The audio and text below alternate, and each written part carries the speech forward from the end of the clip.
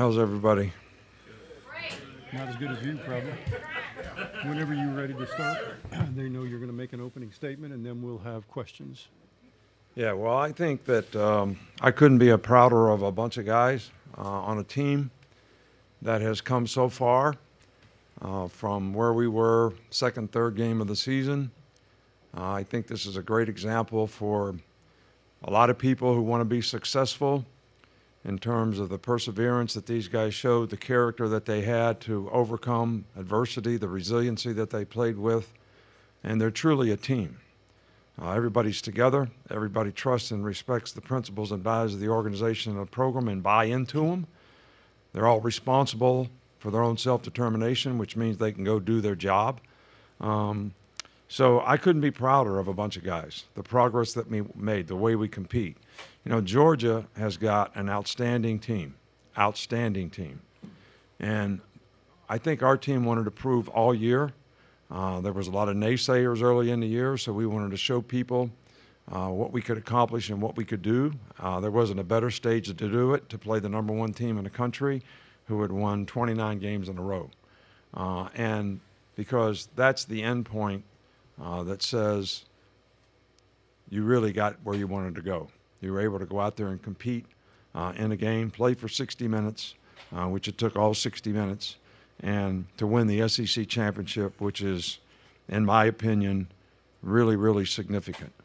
It means a lot to me. This is a tough conference. I mean, we got like 5 teams that are ranked in the top 15, and we got to play each other. And I think we played 4 out of the 5. So I know you're going to ask me, so I might as well just get to it. Because, you know, having anticipation is something that's important to being a good coach. Not that I think I'm a good coach.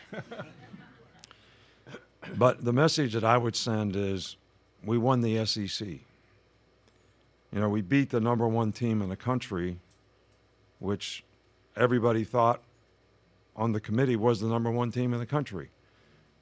And they won 29 straight games. So if we needed to do something to pass the eye test, I guess that probably contributed to it significantly. And if you really want the 4 best teams to compete, the 4 most deserving teams that have progressed throughout the season. You know, we're not the same team we were when we played Texas. We're not the same team that when we played South Florida. So I don't think we should be considered as that team right now. And I think people should look at the whole body of work in terms of what the team was able to accomplish and what they were able to do. And I think this team is one of the 4 best teams and one of the teams that's deserving to be in the playoffs. All right, we'll take questions. If you would, again, raise your hand. Second row. Second row.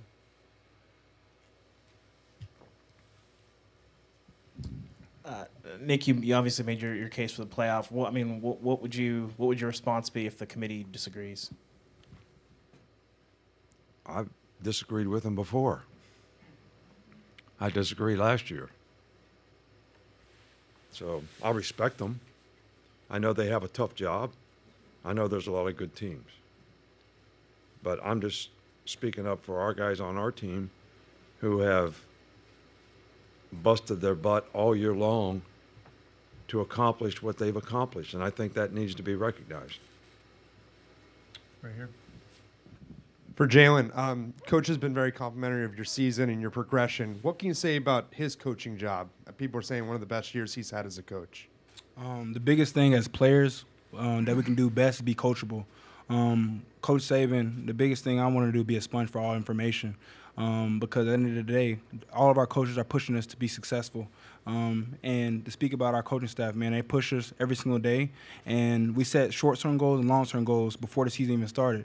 And the biggest thing we had to do as players, be coachable, be receptive to all coaching, and just try and find new ways to improve and get 1% better each and every day. I think our coaches did a fantastic job with these players.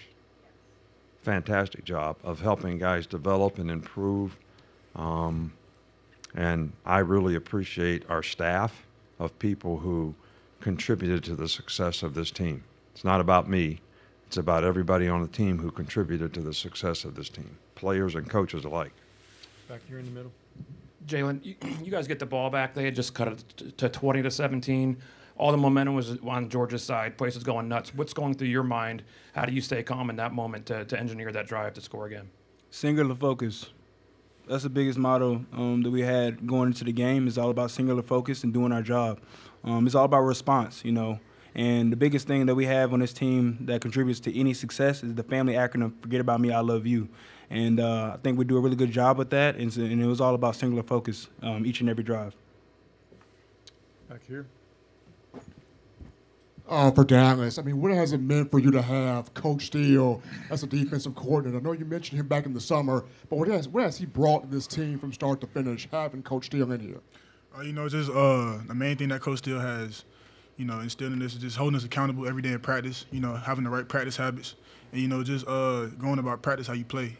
So, you know, everything that we do before the games and everything, you know, it's just all a display of what we do in practice. So, you know, you just practice how you play. Question for Coach Saban. When Georgia played Georgia Tech last week, Tech got a couple of touchdowns on a fake toss with the quarterback cutting it up the middle, just like the play Jalen ran at the end to kill the clock. Anything from that game, scouting-wise, leads you to believe that play would be successful? Well, I can't say that it exactly came from that game, but, you know, we watch almost every game a team plays the whole season, and you're always looking for things that people had success against them, things that created issues for them. So, and that's something that I think our offensive staff did a really good job of, to have some of those plays in the bag when we needed to take the air out of it at the end of the game and not give them the ball back. It's right here. Nick, a year from now, the likes of Georgia and Alabama and even Texas will be playing for seeding probably in this type of game, maybe even for a bye. Can this moment ever be like this where it's so intense, so much on the line? I know the SEC championship's important, but we're kind of at the end of an era tonight. Yeah, well, I've been through a few of these eras where we didn't have a national championship game, where 2 teams played. Now 4 teams been playing. Now 12 teams are going to play. So, but I think when we have 12 teams, you all still make a case for 12 more. So that's kind of your job. So, just like the basketball tournament. I mean, how many teams they put in? 68? And then you have a 2-hour show on who else should have got in or who got in that shouldn't have. I mean, that's always going to be. That's part of it. That's what you do to create interest, which I appreciate. Yeah. But there's one other thing I want to mention I appreciate. We had 2 hellacious drives in this game, all right, that this guy contributed to, and some receivers made some great catches too. Right before the half, scoring right before the half, and when they got 20-17, which you've already mentioned, that was a great drive. And a necessary drive, no doubt, but a great drive. A lot of plays made in those 2 drives. Back here in the aisle. Coach Saban, what can you tell us about the status of Kool-Aid, and also just please assess the play of the secondary today? Other than the one big play that we gave up, we didn't play well early. You know, the first drive, we were sort of out of sorts. We settled down and played pretty well. We gave up the one big play over on their sidelines, which led to a field goal.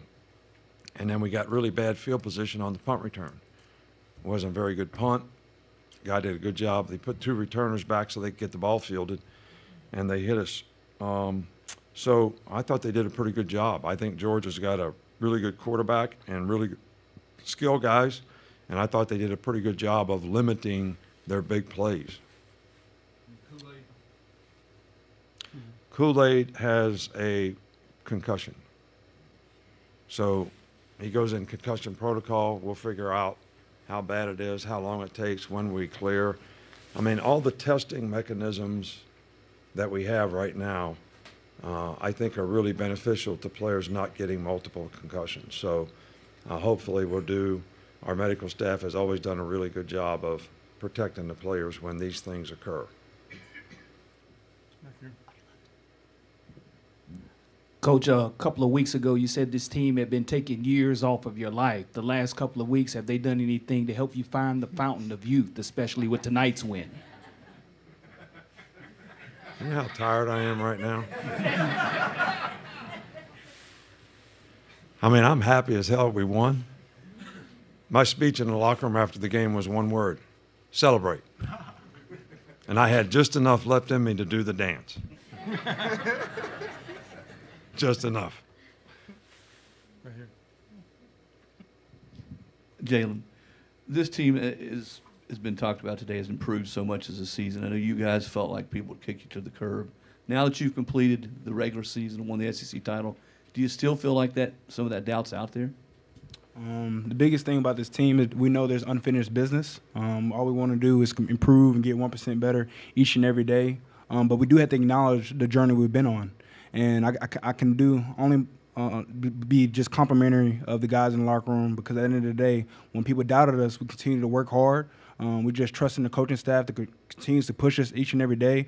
We have a good leader like Dallas right here next to me that pushes our offense as we compete on the practice field. So there's a lot of elements that allows our team to keep on pushing towards the final step, but we're nowhere near the finish line. We're constantly trying to get better. Coach, and for Jalen, Isaiah Bond had 4 of his 5 catches on that last touchdown drive. Just talk about the way that he's been so clutch this entire year, specifically against Auburn, and of course tonight. Go ahead, Jay. Well, it contributes to practice habits. When you practice well at practice, we implement different things that you can do in the game.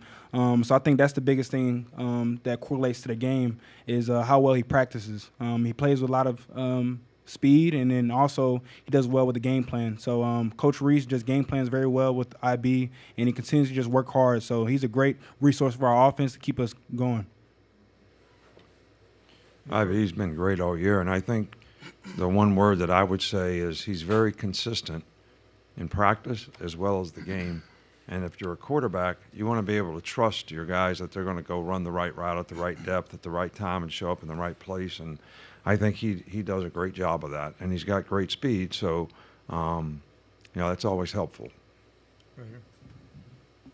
For Dallas and Jalen, what would be your message to the committee about why you deserve to be in the playoff, or do you kind of let what you did on the field do the talking? I mean, honestly, I don't really like to talk too much, so I just like to perform on the field, and we clearly had a very good game tonight, very big win. But we just let our players do the talking for ourselves. So. No, I got something to say. Georgia #1, right? You beat the #1 team. What do they consider us? What does that consider us?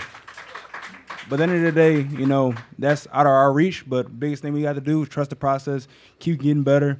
But we beat the best team in the nation considerably. So what do y'all consider us? Lank.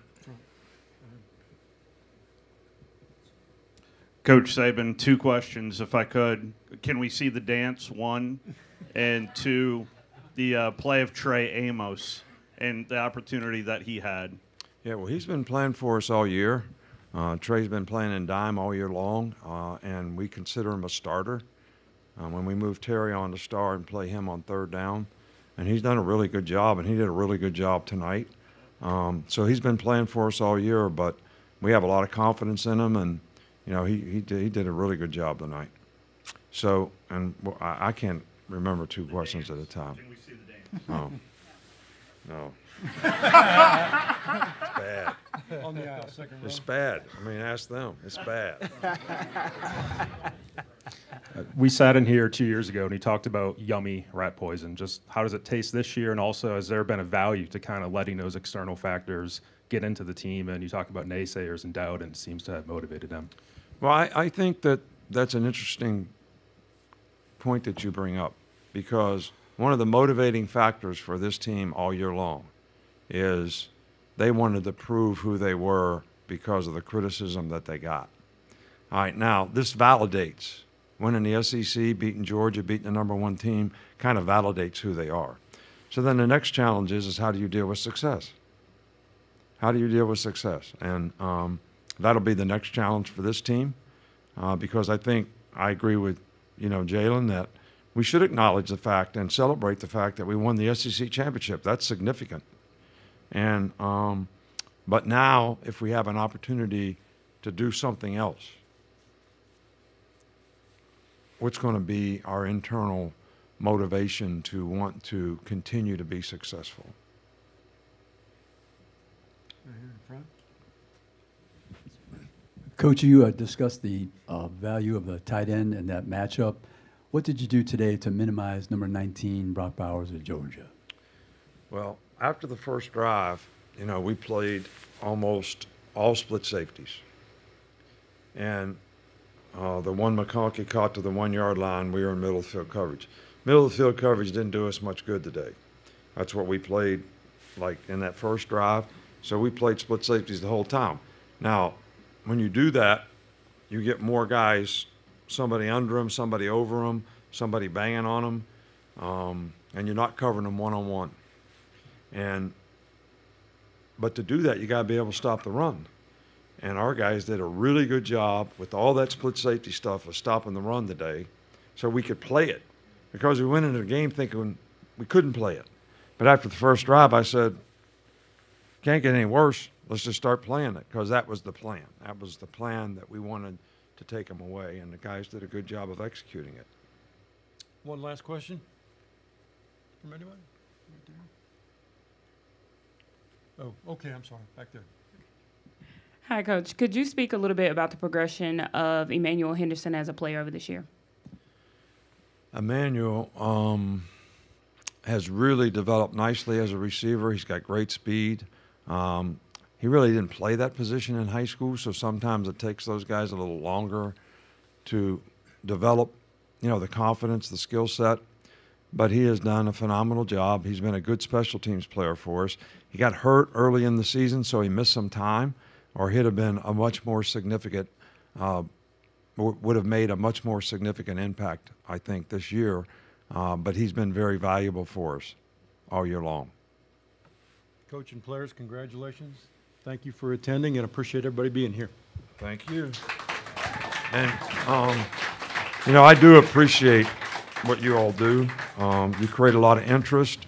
I know sometimes I get criticized for being a guy that doesn't like the press, but I really do like you. I like what you do. And you do a lot to give our players a lot of positive self-gratification, and you also create a lot of interest in our game, and I think that's important. So thank you for that. Thank you, guys.